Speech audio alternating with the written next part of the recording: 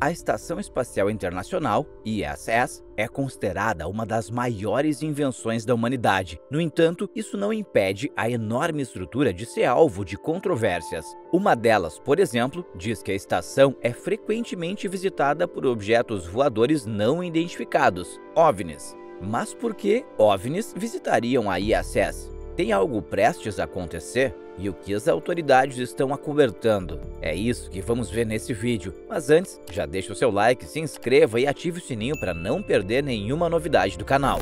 Olá, sejam bem-vindos ao canal Uma Nova Realidade. Só no primeiro mês desse canal, eu já faturei R$ 4.500, trabalhando de casa, sem precisar aparecer e ganhando em dólar. Se você quer saber como tudo isso funciona, basta acessar o primeiro link na descrição. A Estação Espacial Internacional é uma nave gigantesca que orbita a Terra e serve de residência para a tripulação de astronautas e cosmonautas. Ela é também um laboratório único no qual diversas nações colaboram no melhoramento e operação da estação. Além disso, a ISS conta com componentes montados no espaço por astronautas e orbita a Terra a uma altitude de cerca de 405 km. Sua maior velocidade é de cerca de 28.000 km por hora, o que a permite orbitar a Terra a cada 90 minutos. A NASA usa a ISS para pesquisar sobre como viver e trabalhar no espaço, bem como outras coisas que um dia permitirão que os seres humanos alcancem distâncias nunca antes conquistadas. A Estação Espacial Internacional tem o volume de 2 aviões Boeing 747 e pode acompanhar uma tripulação de 6 pessoas mais visitantes. Ela pesaria quase meia tonelada na Terra e cobriria a área de um campo de futebol. Módulos laboratoriais dos Estados Unidos, Rússia, Japão e Europa fazem parte da ISS. E além desses laboratórios nos quais os astronautas conduzem pesquisas científicas, a estação possui muitos outros componentes, como sistemas básicos exigidos para que a estrutura funcione e as alas dos membros da tripulação, bem como conectores que ligam várias partes da estação e placas solares responsáveis por coletar energia e gerar eletricidade. Uma longa treliça conecta os raios solares à estação e radiadores na treliça regulam a temperatura da ISS. Fora da estação, ficam braços robóticos que auxiliaram em sua construção e podem mover os astronautas quando eles precisam fazer explorações espaciais ou conduzir experimentos científicos. Essas explorações são possibilitadas por estruturas que se abrem de modo que a outra nave espacial possa se conectar à ISS via portas de encaixe. E são essas portas que se tornam o centro das atenções recentemente, quando a estação recebeu algo muito mais misterioso que novas tripulações e visitantes humanos. Existe ainda outro componente da ISS que atrai muito as pessoas: suas câmeras. A estação espacial tem 4 câmeras que permitem que entusiastas acompanhem os acontecimentos espaciais em torno da estação, e foram concebidas pela SpaceX em 2014, como parte da missão CR-3. As câmeras foram então montadas dentro de caixas de proteção no Columbus Lab, o módulo Chrome da Agência Espacial Europeia, que foi adicionado à estrutura em 2008. As 4 câmeras, conhecidas como o Olho de Columbus, são mantidas pela Universidade de Bonn, na Alemanha, e contam com um website de transmissão ao vivo. O programa Olho de Columbus foi lançado em colaboração com a Agência Espacial Alemã. Uma câmera aponta para frente da nave, 2 para trás e 1 para baixo. Elas estão ligadas ao computador da ISS por meio de um cabo de Ethernet e transmitem para a Terra. É interessante notar que as câmeras servem a múltiplos propósitos, sendo muito úteis à NASA para o monitoramento de degradação de imagem causada pela radiação cósmica e a resistência do corpo da câmera quando exposto a esses parâmetros espaciais. As câmeras são protegidas por uma caixa pressurizada e com controle de temperatura, e a forma como elas funcionam podem ajudar os engenheiros da NASA a decidir quais câmeras seriam as melhores para utilização em missões futuras.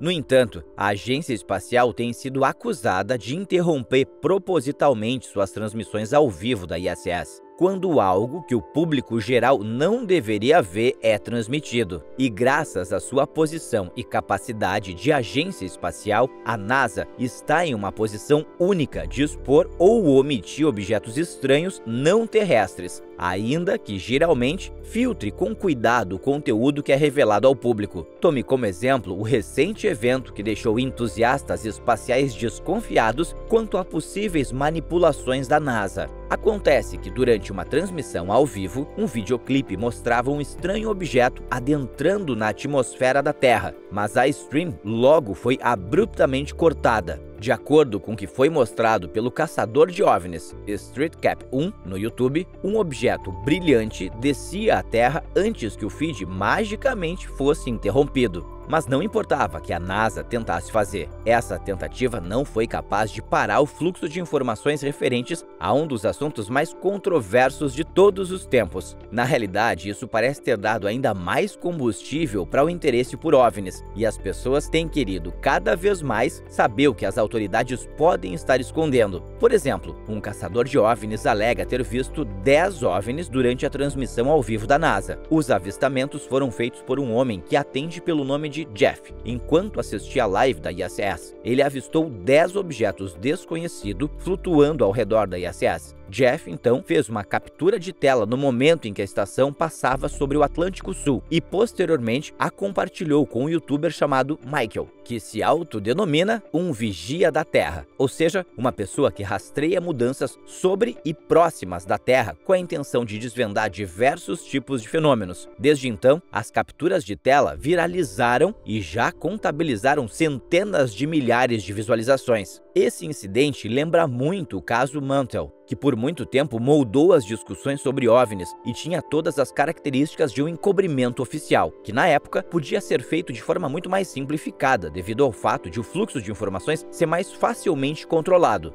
Entendendo o caso Mantell. Thomas F. Mantell era capitão da Força Aérea Americana com muita experiência na pilotagem de aviões. Na época do incidente, o oficial contava com mais de 2.800 horas de voo. Então, ele definitivamente não poderia ser considerado um iniciante na área. A história de Mantell se desenrolou em 1948, quando chamados referentes a OVNI foram enviados à base aérea Godman, no Kentucky, de uma região próxima a Fort Knox. O sargento Quintal Blackwell, chefe operador da torre de controle da base, acabava de descobrir o objeto, que posteriormente descreveu como um cone vermelho. Foi aí que a torre acionou o capitão Gary Carter, o oficial de operações responsável, e apontou o objeto. Carter então ligou para o oficial comandante Guy Hicks. 4 jatos F-51D se aproximaram da base Godman em seu caminho da base Marietta para a base Stanford, e foi aí que a torre da base Godman requisitou os aviões comandados pelo capitão Mantell que investigassem o objeto. Mantell concordou e começou a subir. Ele estava acompanhado por 2 outras aeronaves. A quarta, no entanto, estava com pouco combustível e continuou rumo à base Stanford. Mantell reportou a 14.000 pés de altura que o estranho objeto estava diretamente à frente e acima dele, se movendo a cerca de metade de sua velocidade. As 2 aeronaves abandonaram a perseguição por estarem ficando sem oxigênio. Mantell, por outro lado, persistiu e cerca de 1 hora depois disse à torre: "Parece ser um objeto metálico ou reflexos do Sol de um objeto metálico e é gigantesco. Eu ainda estou subindo. O objeto está à frente e acima de mim, se movendo a minha velocidade ou mais rápido. Estou tentando chegar mais perto para ver melhor." Thomas F. Mantell. As mensagens seguintes foram confusas e, posteriormente, todos os contatos com o piloto foram perdidos pouco tempo depois. A torre da base Godman perdeu o OVNI de vista. Essa foi a última vez que viram Mantell. Quaisquer informações que ele poderia ter fornecido sobre o OVNI agora estavam para sempre perdidas. Desde então, já foram feitas várias tentativas de explicar o incidente Mantell. Por exemplo, já foi considerado que o objeto que Mantell viu era, na verdade, o planeta Vênus. No entanto, ainda que Vênus seja frequentemente confundido com OVNI, esse não parece ser o caso. Outra teoria sugerida é que o objeto era um balão meteorológico. No entanto, dada a descrição de Mantell, um balão meteorológico seria muito menor. Além disso, ele tinha experiência demais para não conhecer um planeta ou balão meteorológico. Uma terceira possibilidade era que o objeto fosse um falso sol, um tipo especial de ilusão de ótica também conhecida como parélio, causada pela reflexão da luz solar em cristais de gelo em altas altitudes. Essa teoria, no entanto, não tem tanta força, uma vez que o objeto foi visto de vários ângulos diferentes, e um parélio depende de fatores como a posição específica do observador em relação ao gelo e ao Sol.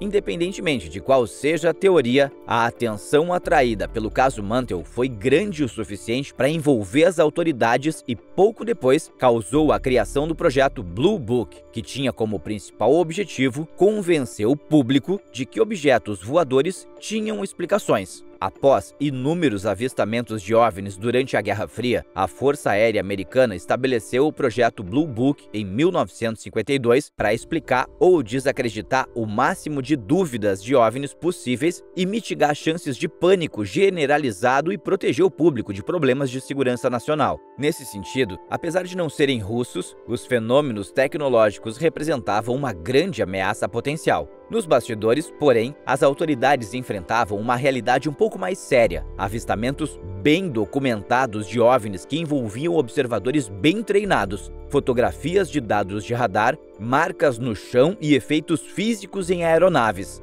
Isso tudo tornava ainda mais difícil descartar os OVNIs como uma pseudociência ou coisas triviais. E qual foi o resultado do projeto Blue Book?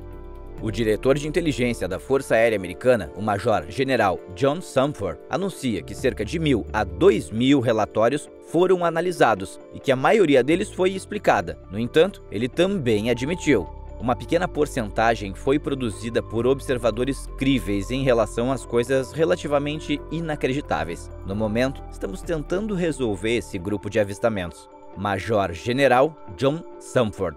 Desse modo, mesmo que o resultado não tenha sido conclusivo, algo foi feito. Um exemplo disso é o astrônomo Allen Hynek, anteriormente um cético, que passou a acreditar em OVNIs e concluiu que eles eram um fenômeno que verdadeiramente precisava passar por uma investigação científica. Ele notou também que muitos dos casos arquivados foram solucionados com explicações absurdas e, ocasionalmente, irritantes, às vezes fornecidas pelo próprio Hynek. Mesmo dentro de todo esse contexto de acobertamentos, parecemos estar chegando mais perto de conhecer a verdade sobre os OVNIs, e aparentemente as autoridades ainda não encerraram suas investigações sobre os estranhos objetos. A boa e velha NASA convocou especialistas das áreas da física e astrobiologia em um painel totalmente inédito para investigar o que o governo insiste em chamar de fenômenos aéreos não identificados, ou UAPs. O painel, composto por 16 membros, conduzirá uma investigação baseada exclusivamente em avistamentos não confidenciais e outras informações coletadas pelos setores civis e comerciais. Além disso, serão dispendidos 9 meses na elaboração de uma estratégia para a organização e investigação dos avistamentos antes que o roadmap seja estabelecido para análise de dados de UAPs. O primeiro relatório deve ser divulgado ainda na metade de 2023, mas vale ressaltar que a NASA não é a única organização governamental investigando OVNIs ou UAPs. A investigação da agência é distinta daquela formalizada pelo Pentágono referente a UAPs, reportados por aviadores militares e analisados por oficiais de defesa e inteligência dos Estados Unidos. E por hoje é isso. Deixe nos comentários a sua opinião e até a próxima!